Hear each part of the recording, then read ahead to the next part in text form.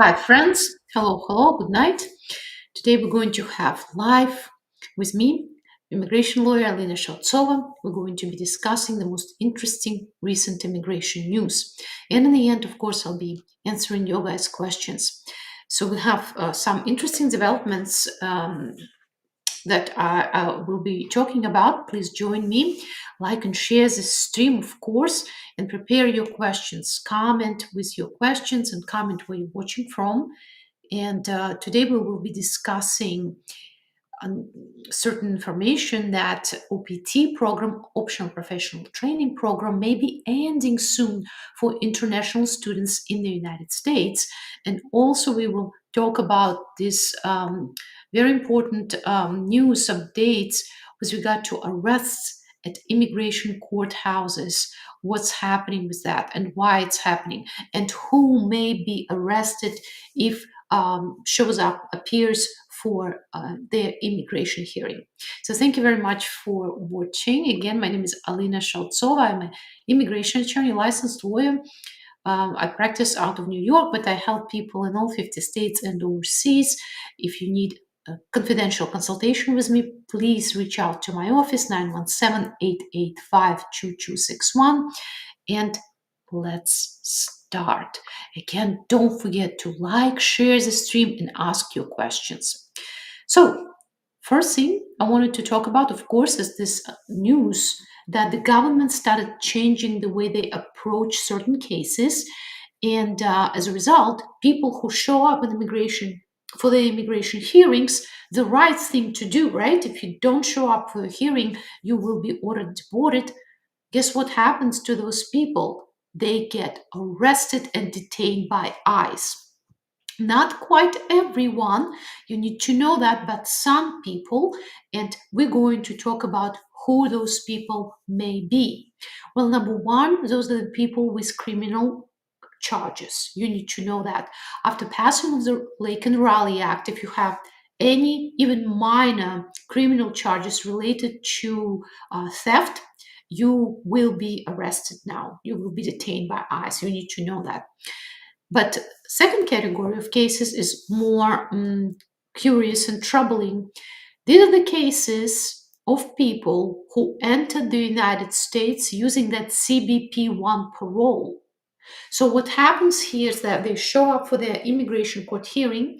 The hearing gets dismissed, and ICE picks them up because now they're saying they're subject to mandatory detention.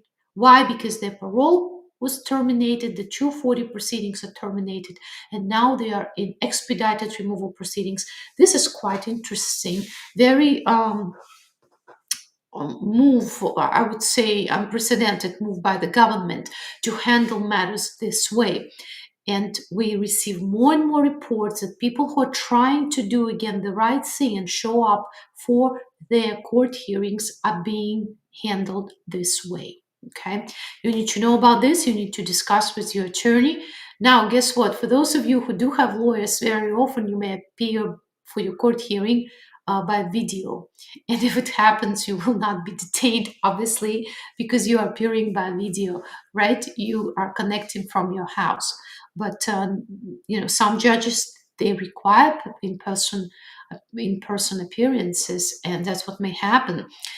Again, it's not for everybody. Not everyone who shows up for their court hearing will be detained, but certain people are in this higher risk group.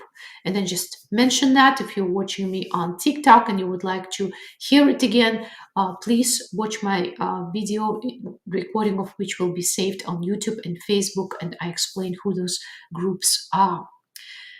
Now, another interesting news, very troubling news that we are discussing today is the fact that Trump's nominee for director of USCIS during his confirmation hearing, Senate confirmation hearing, Joseph Edlow, mentioned that he believes that OPT is being mishandled, and it seems he would love to end it altogether.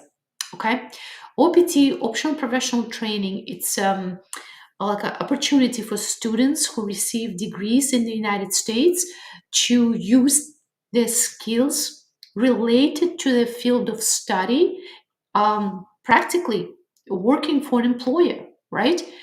And it may be given for 12 months, or it can be given for 36 months if you are in STEM OPT field. Now, do you recall how Trump, during his election campaign, stated that he would give green cards to students? Well, now it seems those promises are being rolled back. I don't see, I don't hear any news about giving green cards. Instead, what we know is that Trump's administration is trying to take Harvard's ability to accept foreign students. Harvard is a well known leader in the education worldwide, and they will not be able to educate foreign students anymore.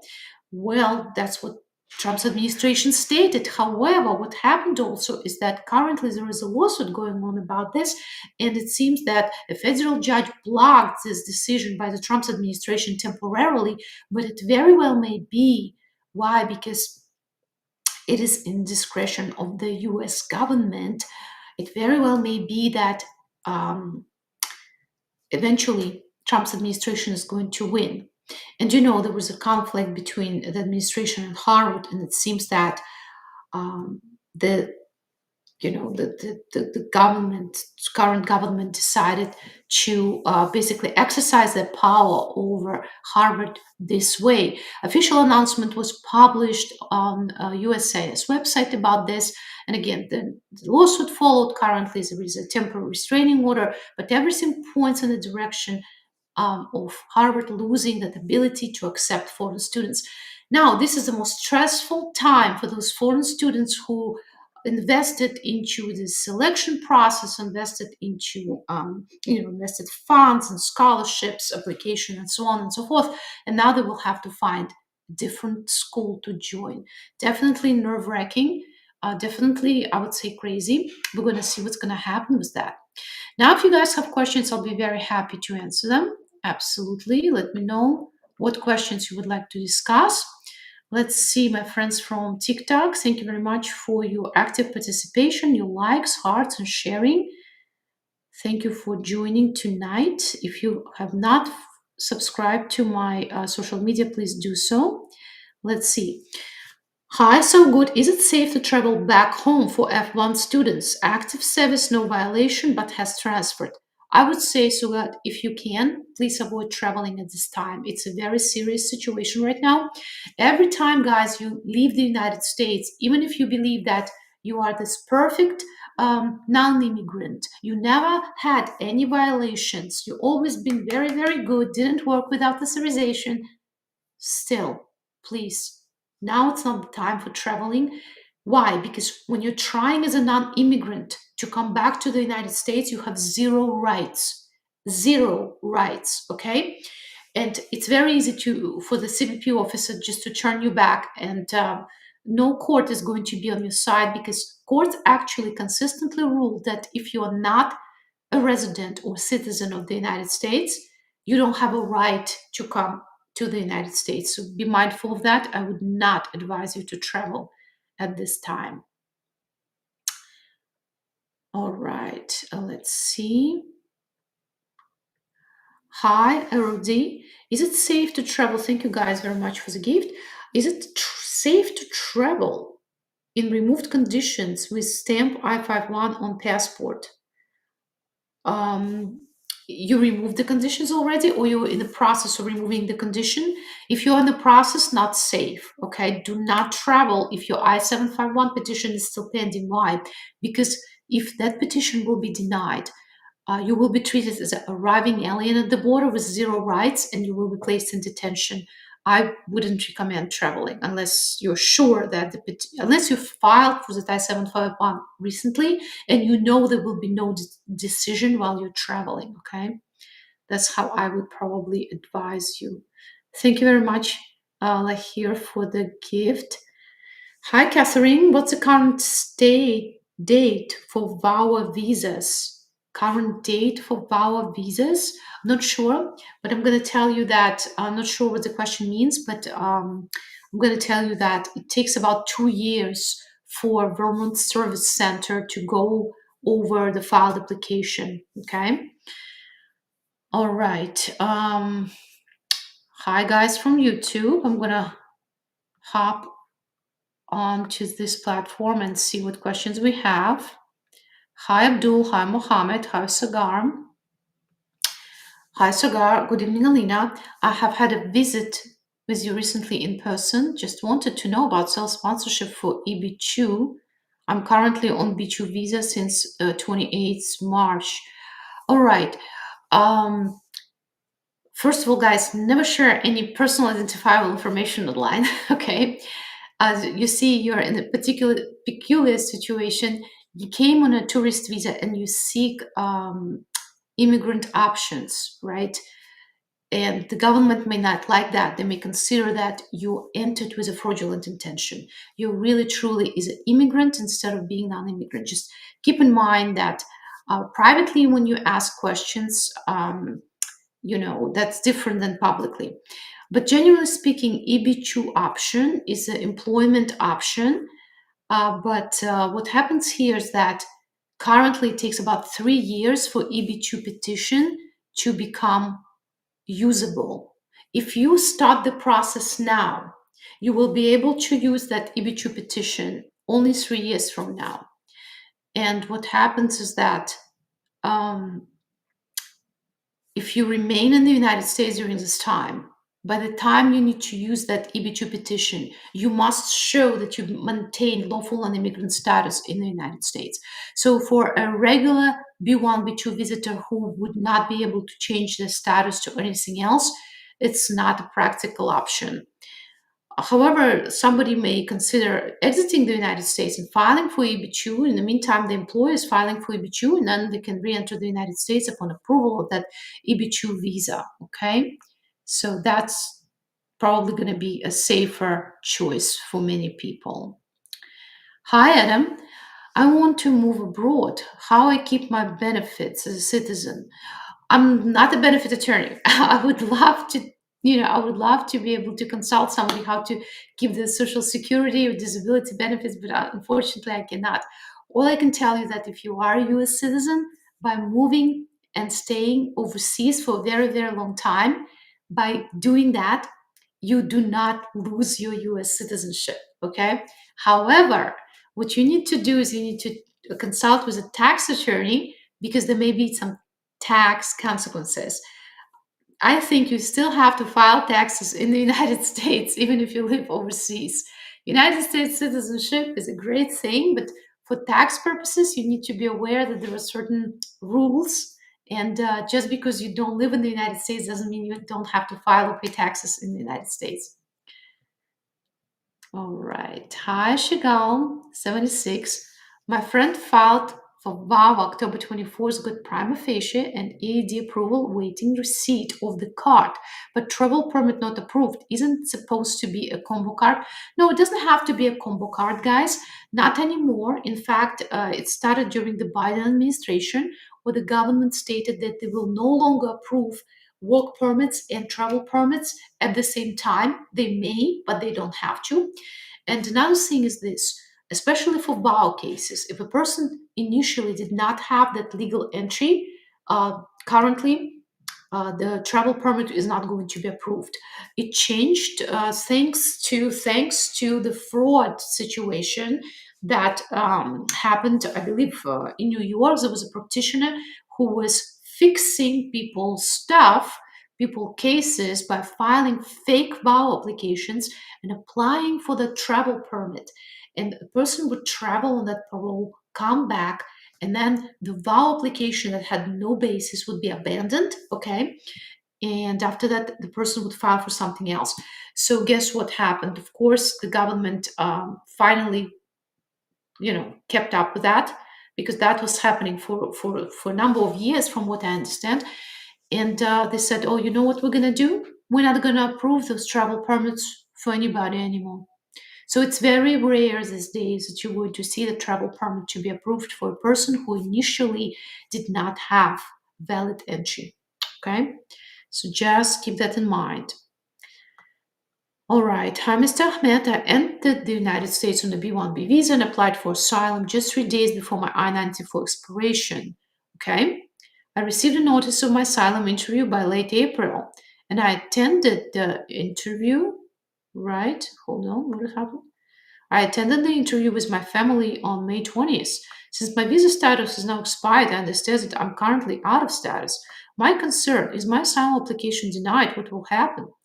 Right. So, Mr. Mohammed Ahmed, I think you need to have a consultation with an attorney. A person who filed or helped you to file that application, I hope there was a lawyer, should answer those questions for you prior to you filing for the application. It's very important.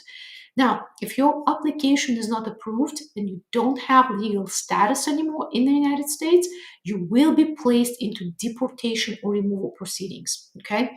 And you will have to refile sort of that application with the immigration court, and now it will be called a defensive application. So currently, as you see, everything is moving very quickly.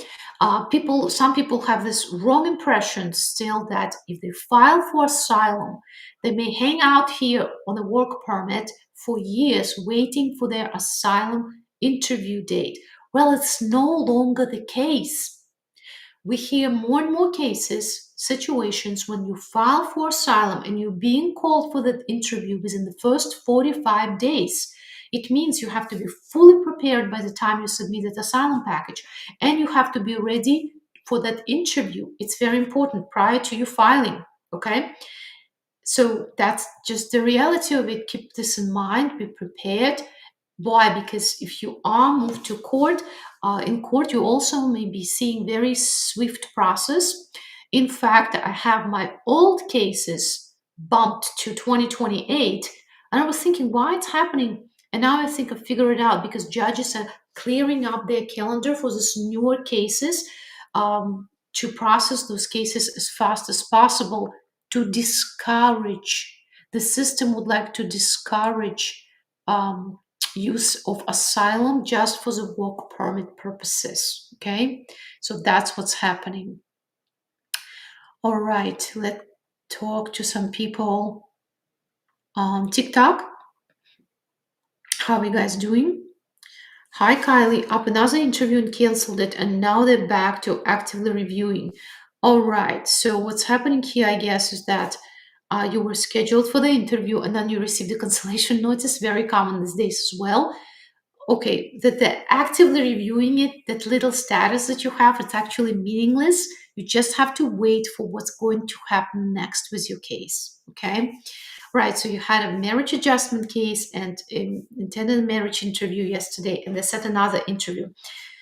I'm kidding you not, I just finished taping marriage-based cases in 2025 new video, which I'm going to post tomorrow after I finish editing it.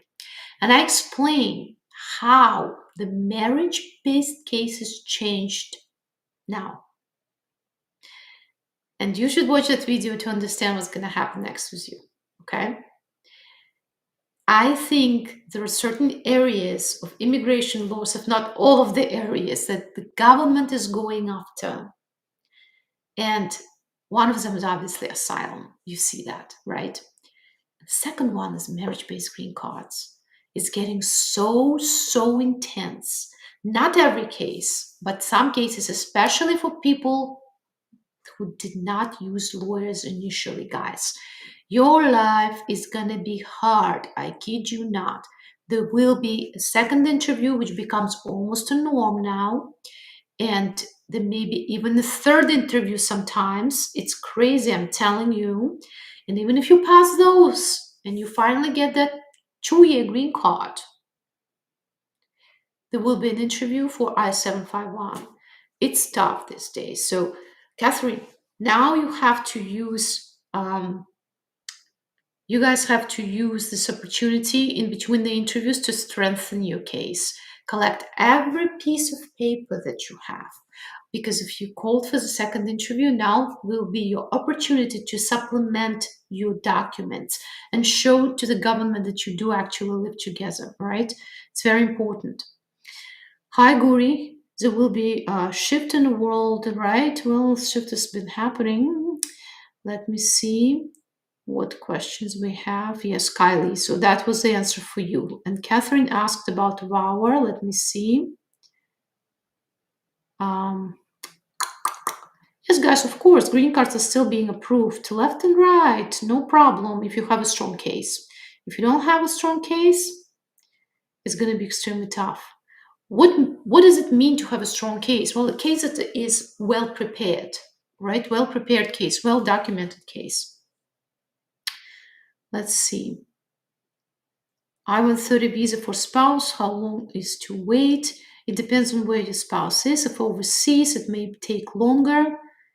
What if you already have the green card by VAWA? Listen, that's great. Then you're going to, file for citizenship in 3 years, right? I have an order of removal by Absentia. Can I do an appeal? Appeal, probably you want to start with a motion to reopen usually. My husband has asylum court date in June. We now have 3 kids and I'm a US citizen. Can he get asylum? Well, hi Stella. Just because you guys have 3 kids and you're a citizen, that does not qualify your husband for asylum. Asylum has different qualifications.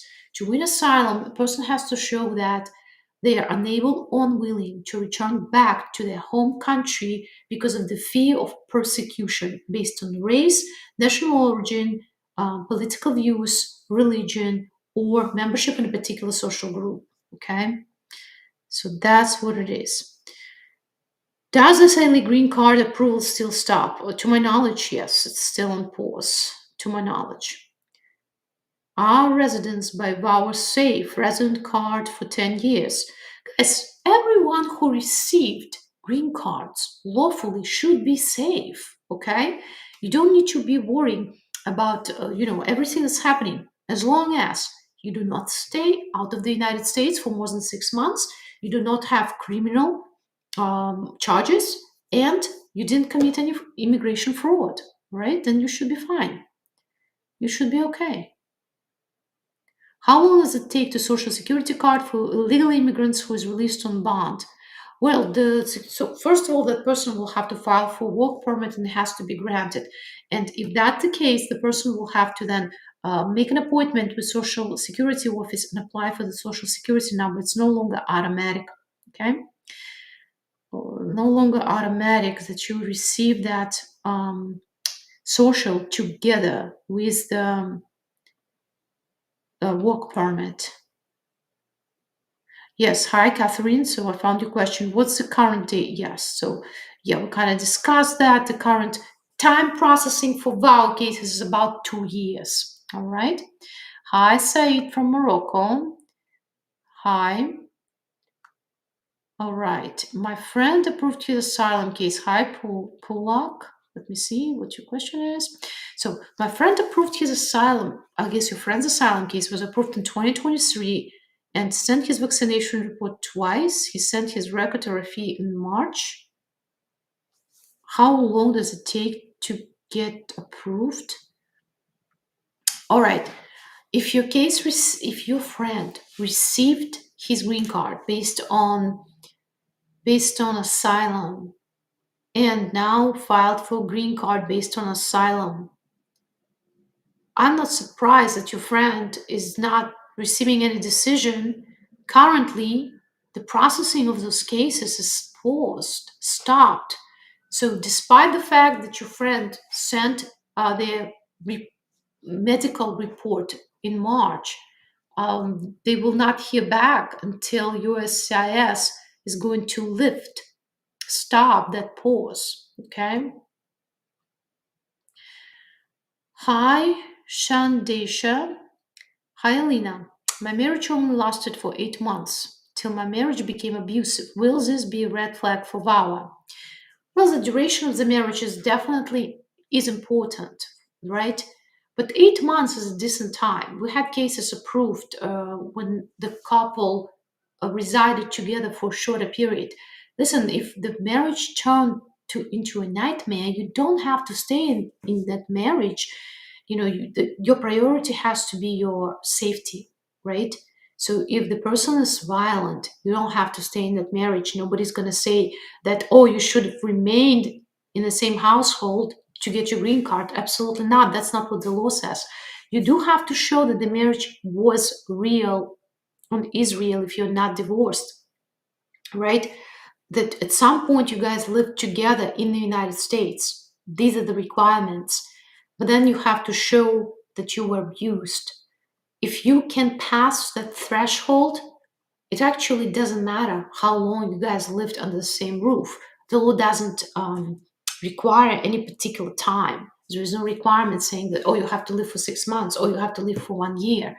No, but you do have to show that the marriage was real. So if you have strong evidence that at the time of the marriage you intended to live together with that person, they look at the conduct of the parties before the marriage and right after the marriage, right?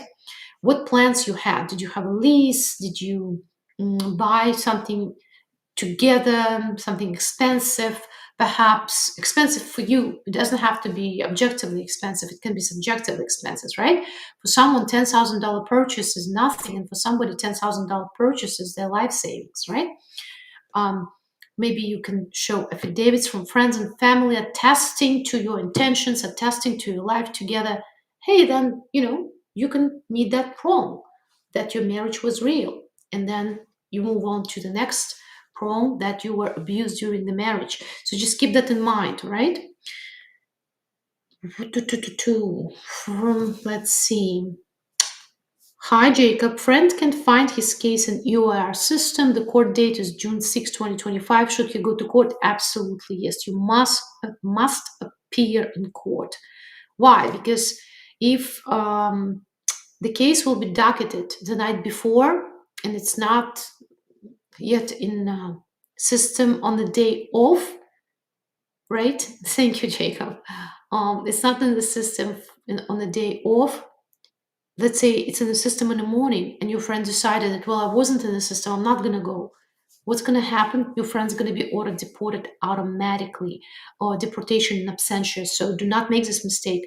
You are in immigration system. You have to file that, your lawyer has to file that notice of appearance, and you must appear with an attorney if you're worried. Okay, if you're in that category that may be arrested, appear with a lawyer. Take a lawyer with you. All right. How long does it take for an appeal? Appeals take a long time, guys, about 2 years, and it's going to take even longer because Trump administration reduced the number of judges at the Board of Immigration Appeals. Hi, Estelle, if my husband already has a case for asylum, can we not apply for green cards through marriage? Can you not apply? Not everybody can apply for a green card through marriage, but some people can. They may have two cases.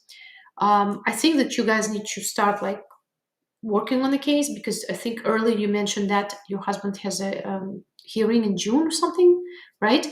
And for the marriage-based cases, though, what happens is that if a person is in court, provided they had a legal entry, they will be able to adjust and use that marriage for a green card, but the process is not simultaneous like for people who are not in court or arriving aliens.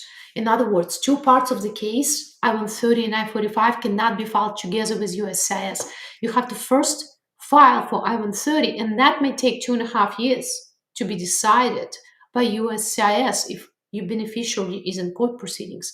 And only after that is approved, then the court will be able to rule on that I-45.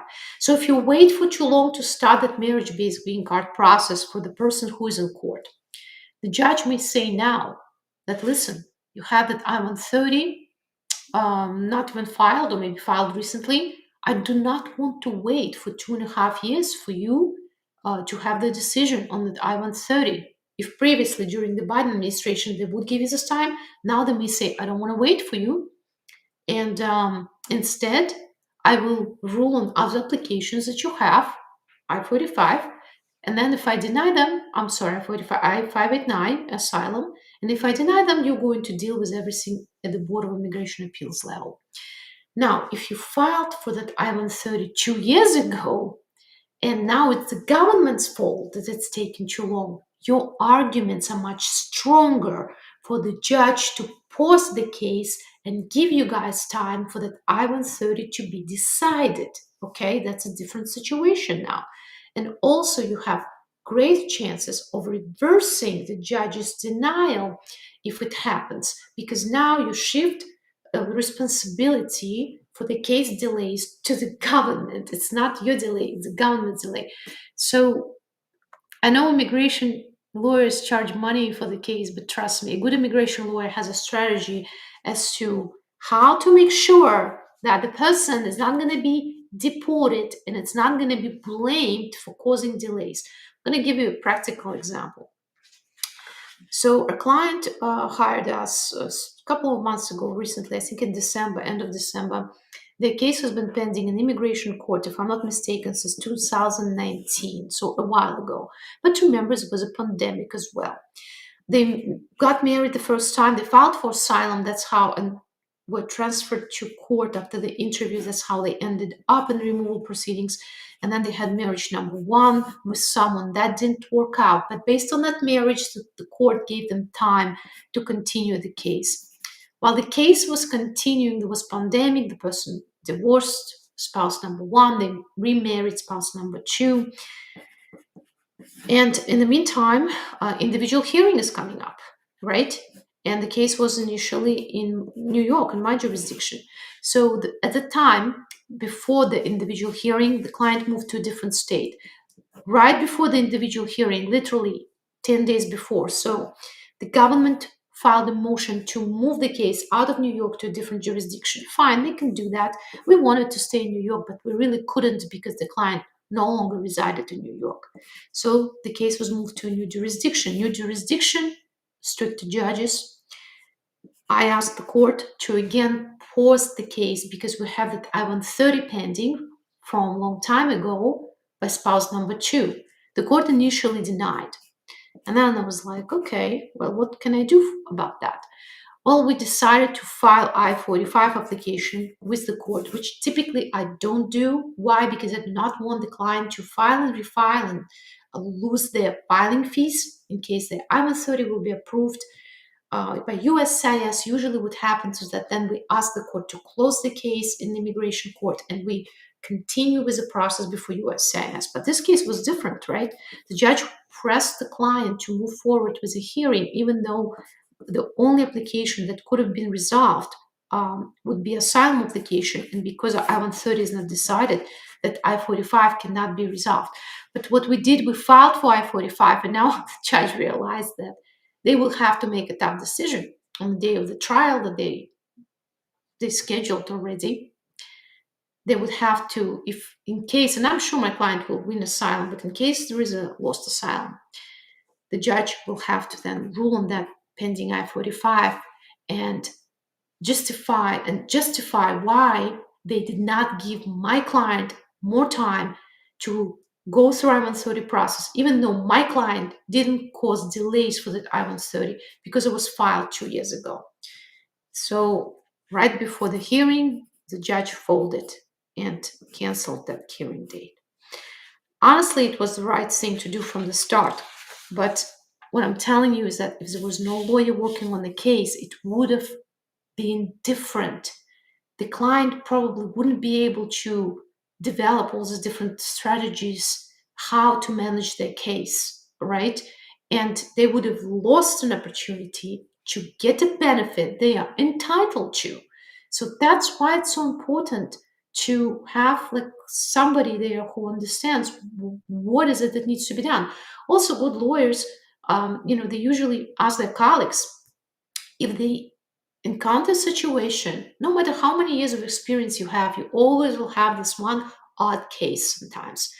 And now it would be time to go to your immigration lawyers community and say, hey guys, help me out.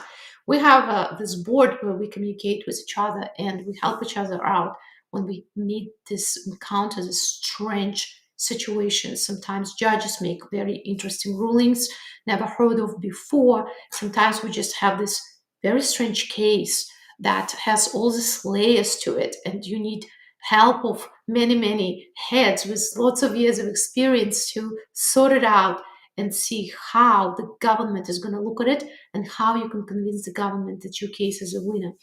So please hire a lawyer, okay? That's one investment that is really worth it in the United States. How, Maximo? Lena, my marriage only lasted, right? We dealt with that question. Don't worry about that. Focus on the quality of your evidence.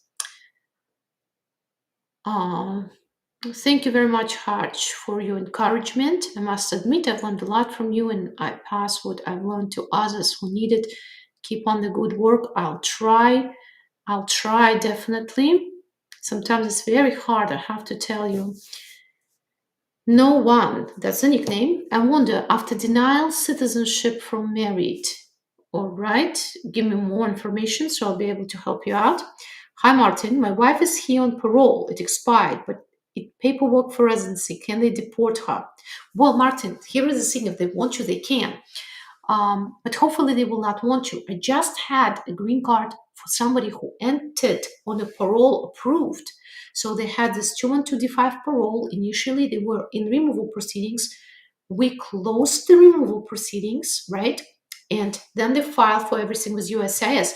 USCIS and ICE chose not to terminate parole, at least like not officially. They didn't say, even though parole expired at the time of the interviews, didn't arrest the client, and the client just got the green card.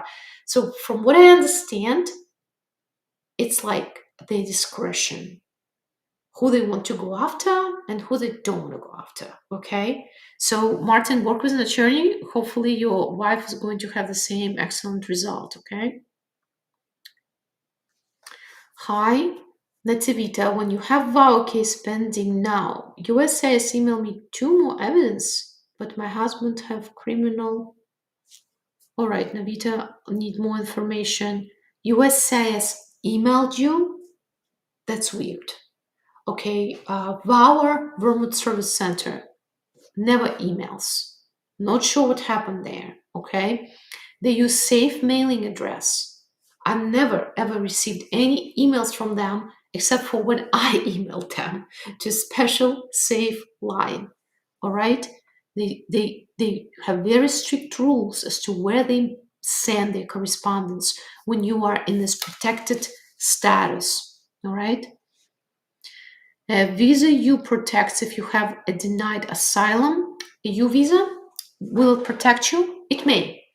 So when Trump's administration took office, they immediately started issuing these new memos, revoking the previous memos. And one of the memo that they sent out was a memo about U visa for people who have this U visa pending status, what to do with them.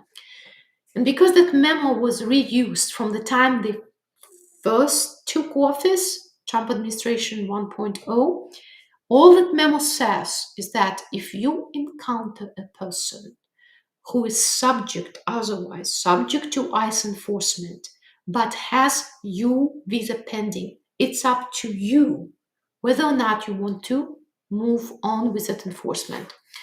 So guess what? If you have an order of removal against you, but you do have a U visa pending, what you should do, you should file for administrative stay of removal.